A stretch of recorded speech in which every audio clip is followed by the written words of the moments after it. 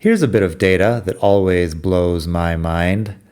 Even the poorest of US states are richer than most European countries.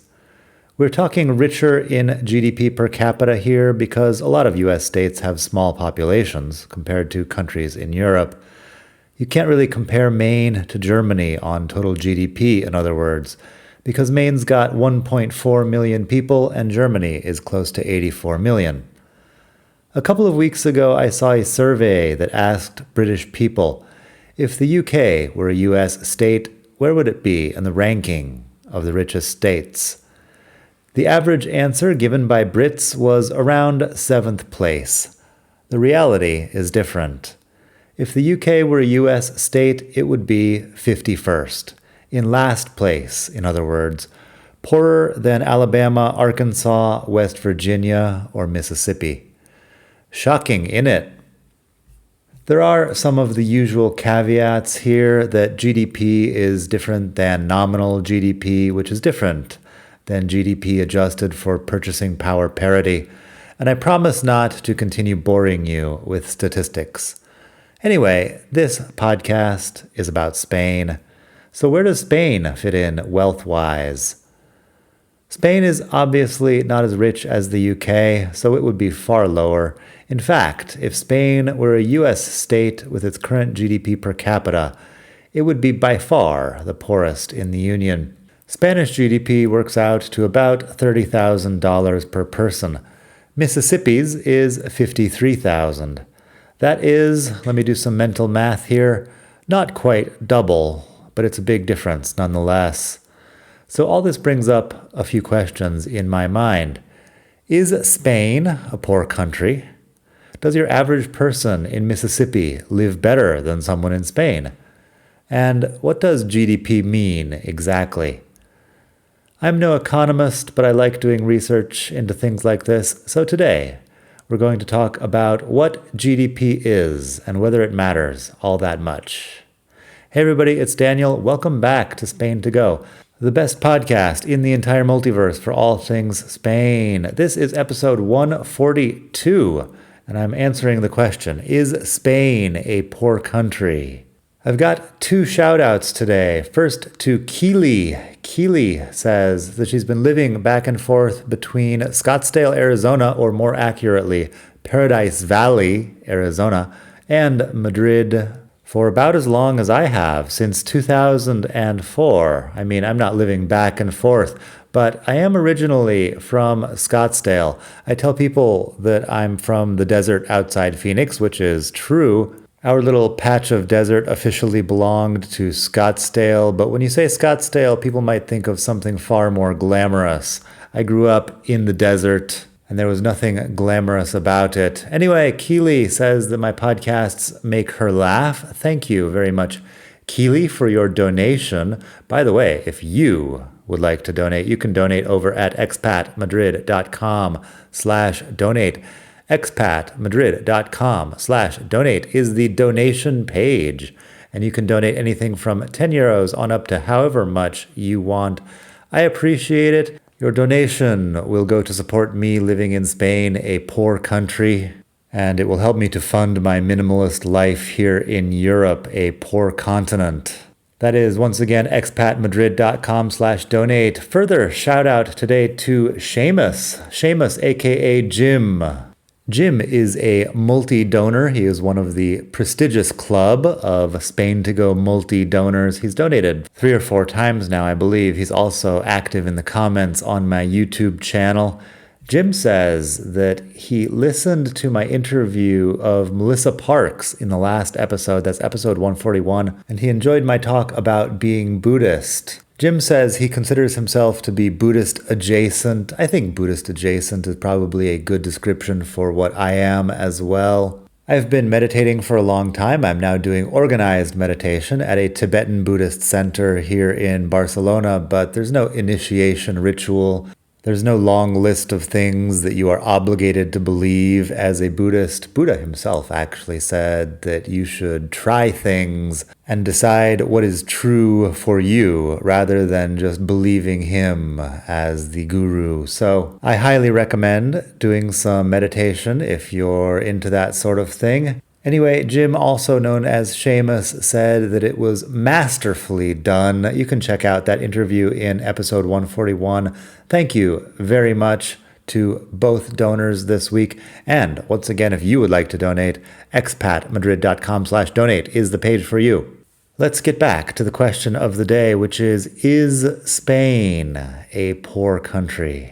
However, we're going to get there by a short detour through Ireland and some other European countries, because the wealthiest countries in Europe are tax havens. Most of them are tiny: Liechtenstein, Monaco, etc. The wealthiest among larger countries is Ireland, which used to be one of the poorest places in Europe. Now it's got an annual GDP of about $130,000 per person. That's more than New York or California. Impressive statistic, but if you speak to any younger Irish person, they'll say that their country is basically unlivable. Rents are through the roof, around 2,500 euros for a one-bedroom apartment, and people are leaving. Seems like having all those tech companies based there doesn't improve the lives of regular Irish people much, at least not directly. I had the experience of going to a fancy restaurant outside Dublin a couple of years ago and eating, for example, a single scallop cut into slivers, which cost 16 euros. I wish I were making it up, but I'm not. Of course, this isn't a great famine-level problem, but it's still worth talking about.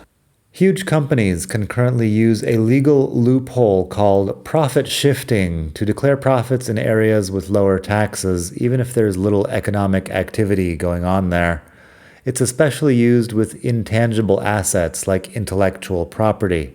For example, in what economist Paul Krugman referred to as leprechaun economics, the Irish GDP rose by 26% in the first quarter of 2015.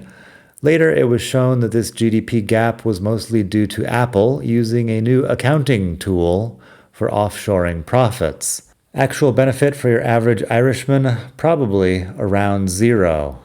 Incidentally, as a YouTuber, I get paid for in-video ads each month. The check is written by Google Ireland Limited. Spain just gets my income tax, but not the corporate or VAT taxes. My Amazon book royalties are similarly paid out of Luxembourg, which I couldn't locate on a map if I had to, but apparently Amazon has an office there. So what is GDP anyway? Other GDP wealthy countries include Germany and the usual suspects up in Scandinavia: Norway, Sweden, Denmark, etc. But what is GDP? Well, it's calculated by a simple formula: consumption plus investment plus government spending plus net exports. Basically, it's the monetary value of finished goods and services in a country.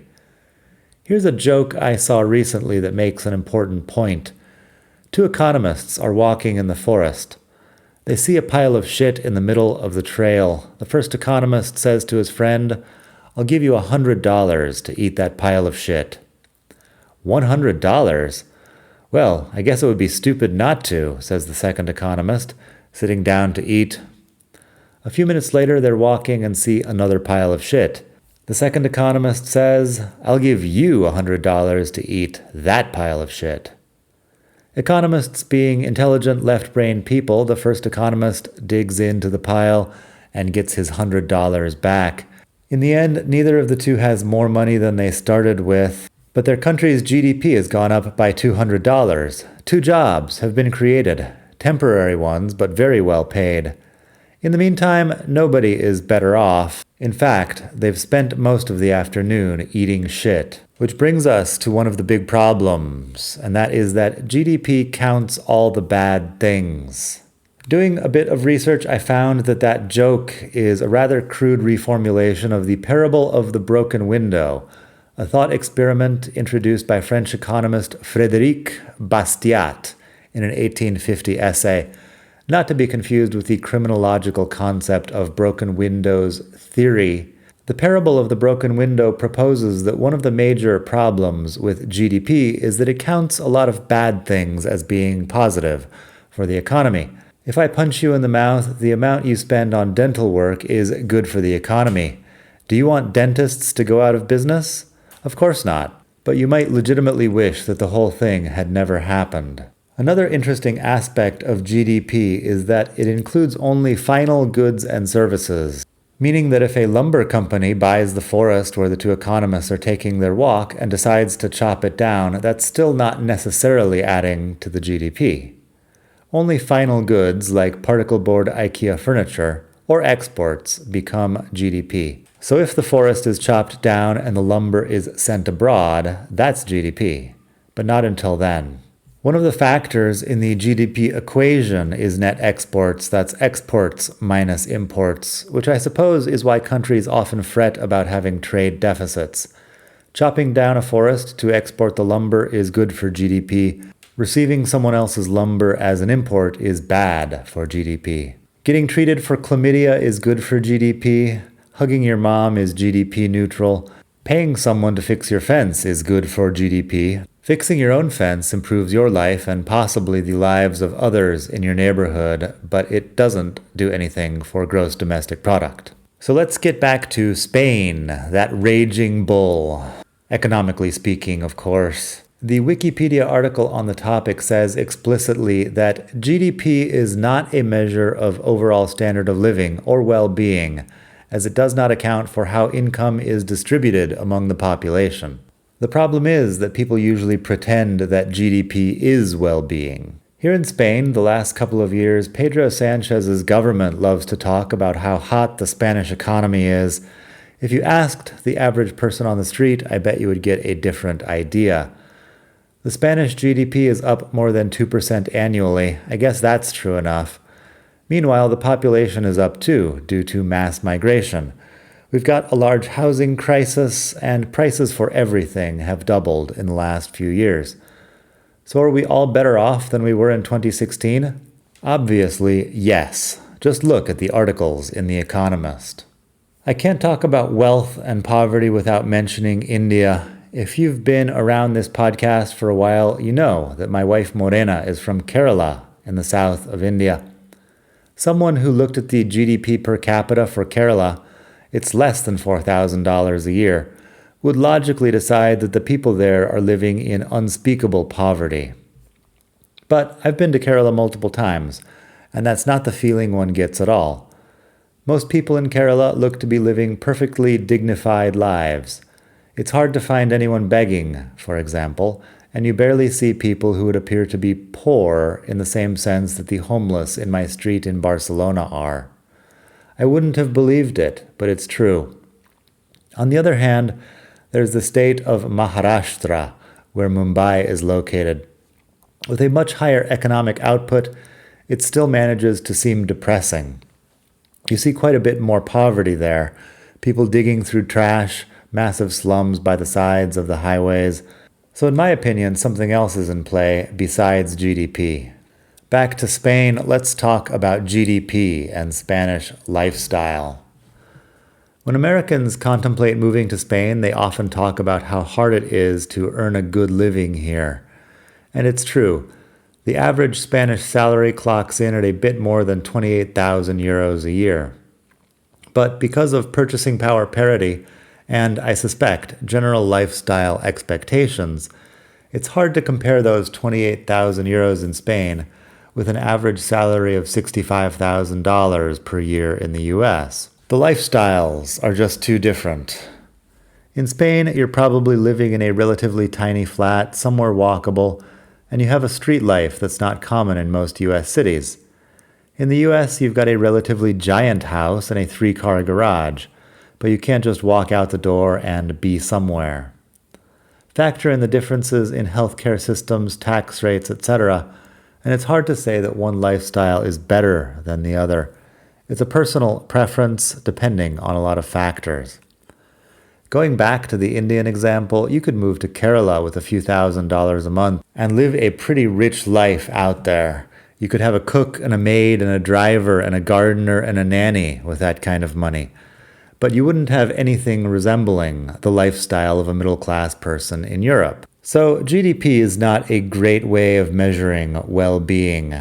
But I also distrust happiness index type metrics. Asking people around the world if they're happy runs up against all sorts of cultural nuance that confuses the stats.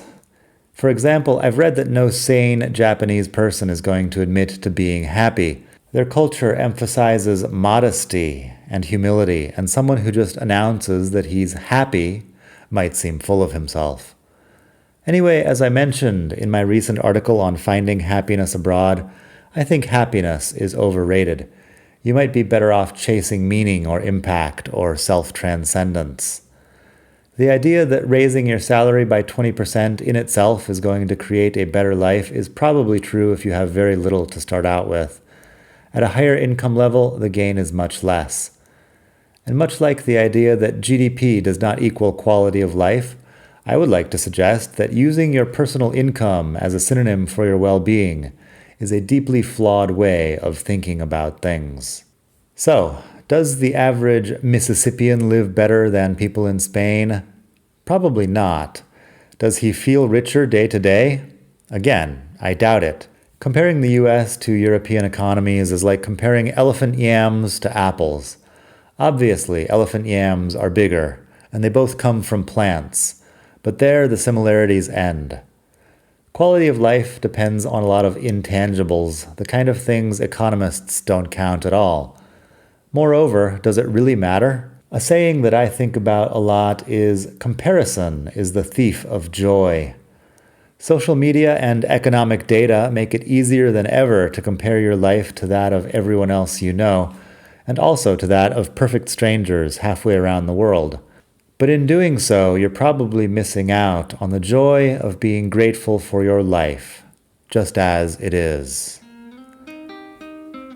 That's about all I've got for today. I hope you are having a great day wherever you are in the world. A couple of final notes. I published this article on LinkedIn and it got a lot of comments from GDP people. I don't even know who these people are. Complete strangers who commented on LinkedIn telling me I needed to pay more attention to purchasing power parity or the Gini coefficient. I looked at the list of countries according to purchasing power parity, and according to that, the top country is Iceland. You could not really pay me enough money to spend more than a few days in Iceland. I mean, pay me as much as you possibly can, and I'll take the money, I'll save it, and I'll come retire back in Spain when I'm done. I otherwise have no urge to go there, despite its high purchasing power parity GDP per capita. Other than that, there's a Gini coefficient which measures income inequality or wealth inequality, which I suppose is important, but every single month you hear all kinds of GDP statistics from all the countries in Europe and also from the US. If you open a newspaper in the first few days of any month, you will get to know what happened to the GDP of all relevant countries in that time. Governments make sure that as soon as the GDP goes up a little bit more than expected, they all pat themselves on the back for the miraculous economic conditions that they are creating. GDP is what's used all the time as a measure of a country's health and well-being. I've never heard the media or the government talk about how the Gini coefficient has improved over the last few years, so I'm a bit doubtful about that. Last time I expressed any sort of doubt about Pedro Sanchez's economic miracle, however, some idiot from the Blue Sky social network yelled at me for not just taking the government's propaganda at face value. What do you think? You can leave a comment, you can send me a message on Instagram or on Facebook. You can email me, I'm really easy to find. Head over to the blog at expatmadrid.com. You've got plenty of other articles over there. Remember, expatmadrid.com/donate also has a way of writing me a message while you're donating some money. If you would like to send some GDP per capita my way, I would appreciate it. Thanks again to multi-donor Jim, also known as Seamus, and to Keely out in Scottsdale, Paradise Valley, Arizona, or possibly Madrid these days. Check out my recent articles about finding happiness abroad and my interview with Melissa Parks. Melissa is a therapist who talks with expats and globally mobile people about the changes that happen when you move abroad. That's episode 141. It's called Spain, Suffering, and Self-Compassion. If you want to hear my deep, soothing voice even more, you could head on over to YouTube, where I have a channel called Learn Spanish with Daniel. Learn Spanish with Daniel is exactly what it sounds like. I have videos about grammar, vocabulary, pronunciation. My most recent videos are about real estate vocabulary, for example. And last week I did one on slang terms for money. You can learn quite a bit if you go over there. Just put Learn Spanish with Daniel in your YouTube search box, or I think you could go to youtube.com/Learn Spanish with Daniel directly, but whatever works for you. Please like this podcast, subscribe, leave me a 5-star review on whatever platform you're on, if that's a possibility. I appreciate it. Anything you can do to help would be great. I am just a lone content creator out here in a world increasingly full of AI slop merchants, and I'm just doing what I can to stay human. So thank you very much for listening. Once again, from the beautiful city of Barcelona, hasta la próxima. Bye.